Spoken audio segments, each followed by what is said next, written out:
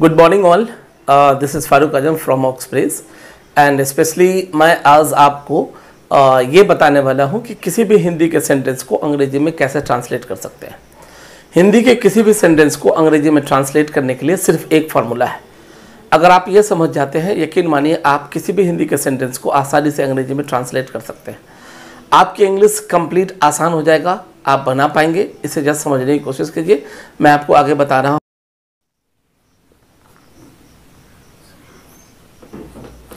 हिंदी के किसी भी सेंटेंस को हिंदी के किसी भी सेंटेंस को अंग्रेजी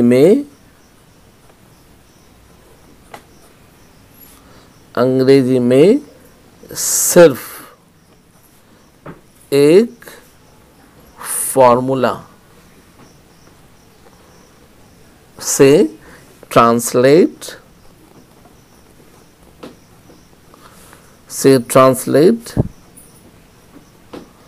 किया जा सकता।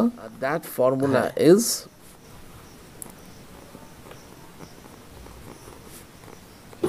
S plus V plus O।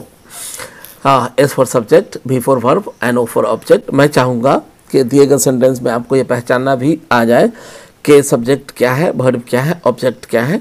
कई बार स्टूडेंट सवाल करते हैं, सर मैं सब्जेक्ट वर्ब प्लस ऑब्जेक्ट तो याद कर लिया हूँ, लेकिन सेंटेंस में मैं नहीं पहचान पाता हूँ कि सब्जेक्ट कौन है, वर्ब कौन है एंड ऑब्जेक्ट कौन है। मैं आपको समझाने की कोशिश करूँगा कि S for subject, S for subject, ये कैसे पहचानेंगे सेंटेंस में कि यह सब्जेक्ट है। आप इसे देखिए। A person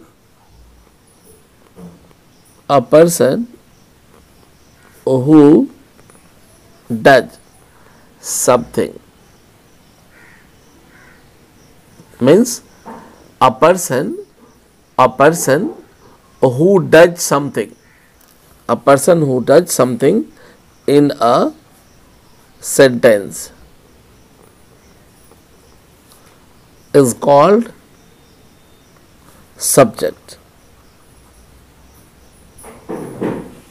A person who does something in a sentence is called subject. अगर मैं हिंदी की बात करूँ तो दिए गए सेंटेंस में जो काम करने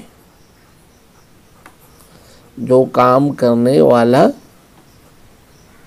होता है, दिए गए सेंटेंस में जो काम करने वाला होता है उसे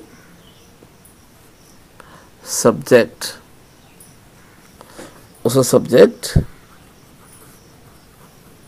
कहते हैं।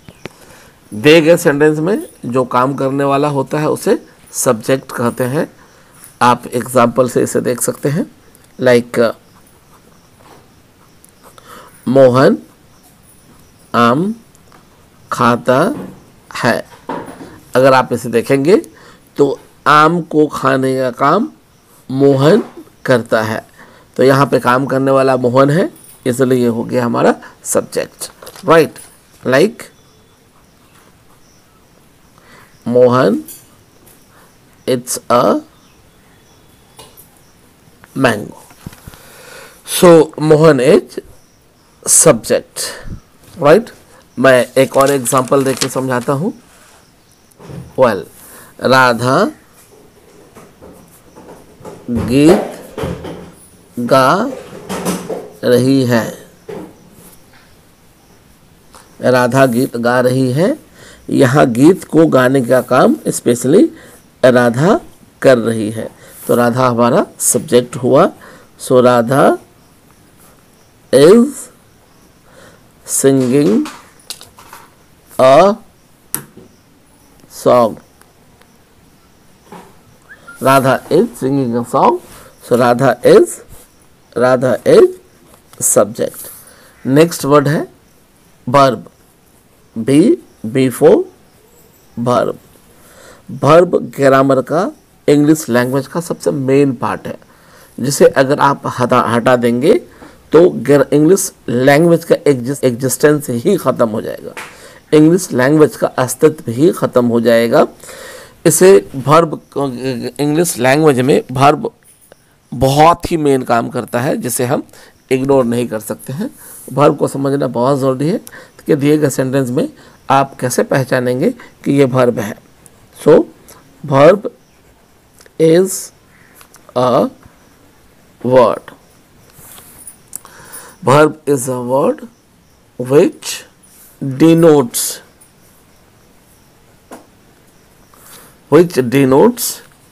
an action in a sentence। Means verb एक ऐसा वर्ड है जो दिए गए सेंटेंस में काम के होने की जानकारी देता है। आप इसे हिंदी में भी लिख लें, यहाँ पे हम ग्रामर सीखने की कोशिश कर रहे हैं। सो दिए गए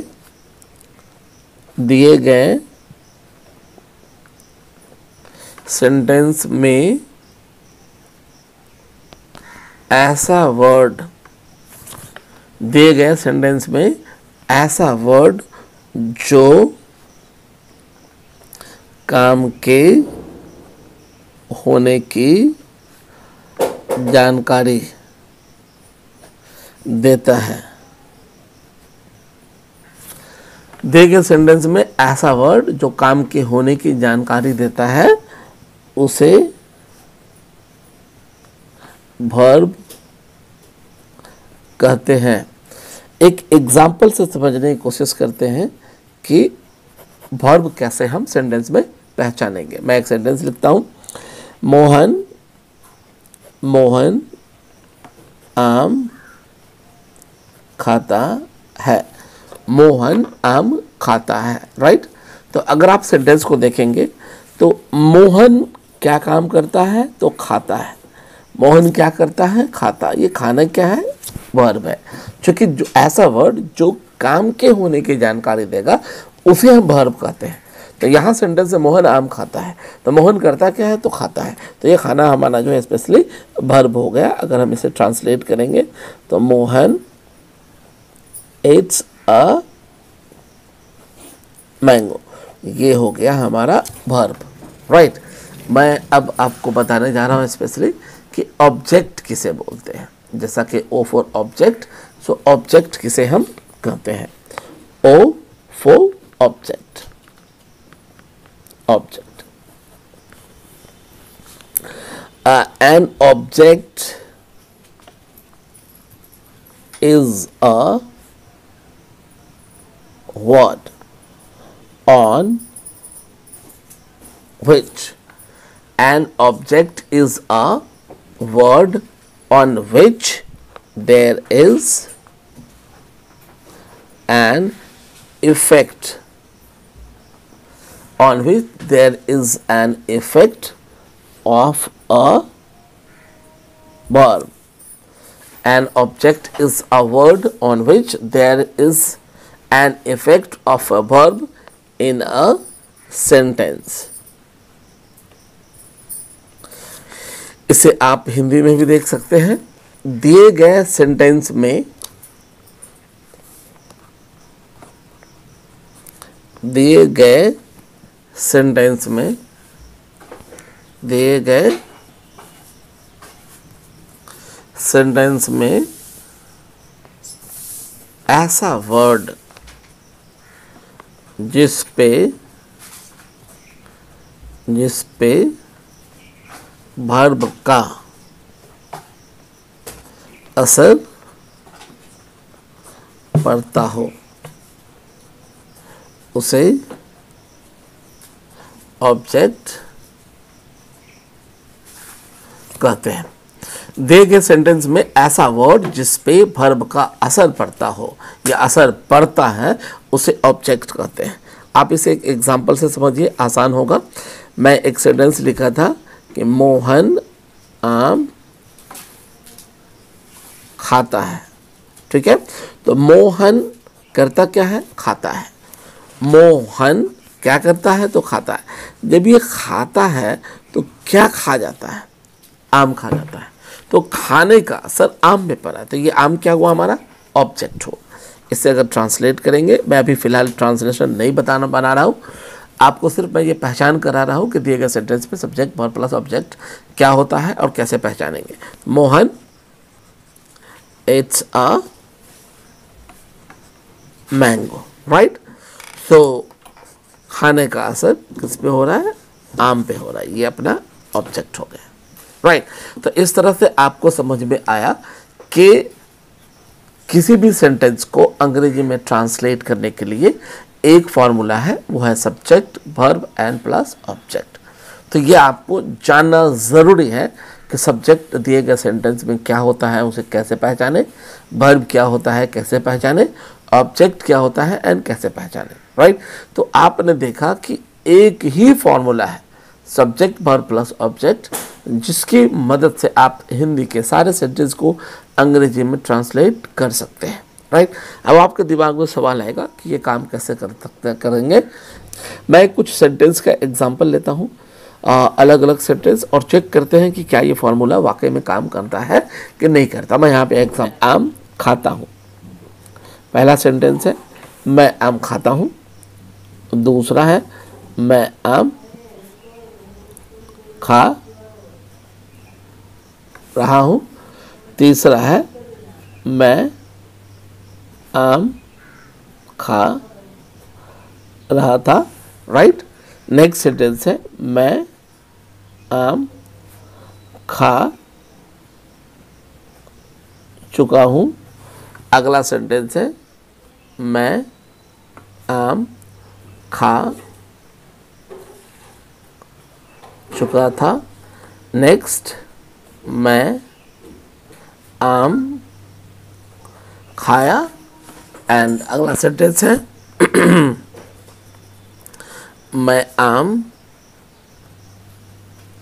खाऊंगा, एंड नेक्स्ट मैं आम खाता रहूँगा। मैंने अभी अभी लिखा था कि हिंदी के किसी भी सेंटेंस को अगर आप अंग्रेजी में ट्रांसलेट करना चाहेंगे तो उसके लिए सिर्फ एक फॉर्मूला है। तो मैंने हिंदी के कुछ सेंटेंस का एग्जांपल लिया, और इस अभी तक के हिसाब से एक ही फॉर्मूला है, वो है subject verb and plus object. तो अगर आप इसको डिटेल में जाकर चेक करेंगे तो अभी आप ये देखिए, ये मैं सब्जेक्ट हो गया, आम ऑब्जेक्ट हो गया, एंड ये वर्ब होता है, राइट, ये वर्ब होता है। तो अगर इस हिसाब से अगर आप सेट करेंगे इस फॉर्मूले पे, तो आपको दिखाई देगा सब्जेक्ट मतलब पहले आई आ जाएगा, उसके बाद वर्ब चाहिए, तो खाने का इंग्लिश इट होता है, क्या खाना है तो आम खाना है, कौन सा आम खाना है ये भी नहीं पता है, तो आई इट अ मैंगो। मतलब अगर मैं इसी एक फार्मूले पे दिए गए सारे हिंदी सेंटेंस को अंग्रेजी में बनाना चाहेंगे तो इसका मीनिंग क्या हो रहा है, आई इट अ मैंगो। अब बात ये समझ में नहीं आता है कि आई इट अ मैंगो अगर ये सारे हिंदी को अंग्रेजी में बना सकता है, सपोज मानते हैं जैसा मैंने अभी तक लिखाया है, तो फिर कौन सा आदमी क्या मीनिंग निकालेगा ये बात समझ में नहीं आएगा। आप कहना चाहेंगे मैं आम खाऊंगा, वह समझ लेगा आप आम खा चुके हो, तो एक बीच में अंडरस्टैंडिंग नहीं बन पाएगी। जो आप कहना चाहेंगे वो समझेगा नहीं, जो वो समझना चाहेगा वो आप कहेंगे नहीं। तो ओवरऑल बात ये समझ में आ रहा है कि ये सारे हिंदी का एक ही ये गलत है, नहीं हो पा रहा है। मतलब ये सारे हिंदी के लिए एक ही अगर मैं फॉर्मूले की बात करूँ तो ये गलत हो जा रहा है, ये नहीं हो पा रहा है। तो अगर ये गलत हो रहा है, नहीं हो पा रहा है, तो मैं ऐसा कह क्यों रहा हूँ। अब हम लोग डिटेल पे चलते हैं इसके, ठीक है। तो फार्मूला है जैसा कि आप जानते हैं, ओनली एक subject verb plus object, right. अब इस फार्मूले में अगर आप चेक कीजिए तो पहला क्या है, मैं, तो मैं हमारा सब्जेक्ट है। सेंटेंस चाहे जितनी बार भी बदला हो, मैं में कोई चेंज नहीं दिखेगा। तो मतलब ये 3 वर्ड के फार्मूला में जो सब्जेक्ट है उसमें नो चेंज है। मैं जो अभी बोला था एक फॉर्मूले से सारे हिंदी को बना सकते हैं, तो यहाँ पे तो प्रॉब्लम में फंस रहे हैं, नहीं बना पा रहे हैं। तो कहानी ये हो रहा है, इसलिए नहीं बना पा रहे हैं स्पेशली कि हाँ, इसलिए नहीं बना पा रहे हैं क्योंकि वर्ब जो है वो बदल रहा है। राइट। और यहाँ पे लिखा है एक ही सब्जेक्ट वर्ब प्लस ऑब्जेक्ट, तो वो सारे सेंटेंस को अंग्रेजी में नहीं बना पा रहा है, राइट। तो चेक करते हैं कि किस में चेंजेस करना पड़ेगा और किस में चेंजेस नहीं करना पड़ेगा। तो आपने देखा मैं जितनी बार भी सेंटेंस बदला हो, लेकिन उसमें मैं नहीं बदला। अगर मैं बदल देंगे तो सेंटेंस ही को बदलना कहेंगे, या मैं टेंस के बदलने की बात कर रहा हूँ। दूसरा था, आप दूसरा देख सकते हैं, यहाँ पे है आम। जितनी बार भी सेंटेंस बदला हो, ये आम में कोई चेंज नहीं आ रहा है। तो यहाँ आम हमारा ऑब्जेक्ट है, तो आप ऐसे ही यहाँ भी हम लिख सकते हैं कि 3 वर्ड के फॉर्मूला में सब्जेक्ट में कोई चेंज नहीं होता और ऑब्जेक्ट में भी कोई चेंज नहीं होता। ना सब्जेक्ट में चेंज होता है, ना ऑब्जेक्ट में चेंज होता है। तो फिर अब बचा क्या, वर्ब। तो वर्ब को भी चेक कीजिए, यहाँ चेक कीजिए वर्ब को। आप देखिए, मैं आम खाता हूँ, खाता हूँ, खा रहा हूँ, खा रहा था, खा चुका हूँ, खा चुका था, खाया, खाऊंगा एंड खाता रहूँगा। तो ये बात क्लियरली समझ में आ रहा है कि सब्जेक्ट सेंटेंस के बदलने से नहीं बदलता है, ऑब्जेक्ट नहीं बदलता है, लेकिन वर्ब जो है, जो टेंस के दायरे की वजह से जो सेंटेंस में बदलाव करते हैं, उसमें वर्ब बदलता है। तो बात ये समझ में आया कि एक वर्ब के फॉर्मूले, एक 3 वर्ड से फॉर्मूला बना है, सब्जेक्ट वर्ब प्लस ऑब्जेक्ट। इस सब्जेक्ट में कोई चेंज नहीं होता, ऑब्जेक्ट में कोई चेंज नहीं होता, और यस वर्ब में चेंज होता है, वर्ब में चेंज होता है। ना सब्जेक्ट में चेंज, ना ऑब्जेक्ट में चेंज, लेकिन वर्ब में चेंज होता है। तो अब ये बात समझ में आई कि हिंदी के सारे सेंटेंस को अगर आप अंग्रेजी में ट्रांसलेट करना चाहेंगे तो आपको मालूम हो गया कि सब्जेक्ट में चेंज नहीं है, ऑब्जेक्ट में चेंज नहीं है, लेकिन वर्ब में चेंज है। तो वर्ब के चेंज को समझना बहुत ज़रूरी है। जैसे ही आपके वर्ब के फॉर्म क्लियर हो जाएगा, वर्ब का कौन सा फॉर्म हम कहाँ लगाएंगे ये क्लियर हो जाएगा, कौन से वर्ब के फॉर्म का कौन सा हेल्पिंग वर्ब है, फिर यकीन मानिए हिंदी का कोई भी सेंटेंस हो, इसे आपको अंग्रेजी में बनाना बहुत ही आसान हो जाएगा। तो अगले क्लास में मैं आपको दिखाऊंगा वर्ब के डिटेल, वर्ब के कितने फॉर्म है, कौन सा वर्ब का हेल्पिंग, कौन सा वर्ब के पास कौन सा हेल्पिंग वर्ब है, और कौन सा वर्ब हम कहाँ लगाते हैं। ठीक है, आप इसे पहले समझिए, फिर अगले क्लास के वीडियो में मैं आपको दिखाऊंगा कौन सा वर्ब हम कहाँ और कौन से हेल्पिंग वर्ब के साथ लगाते हैं।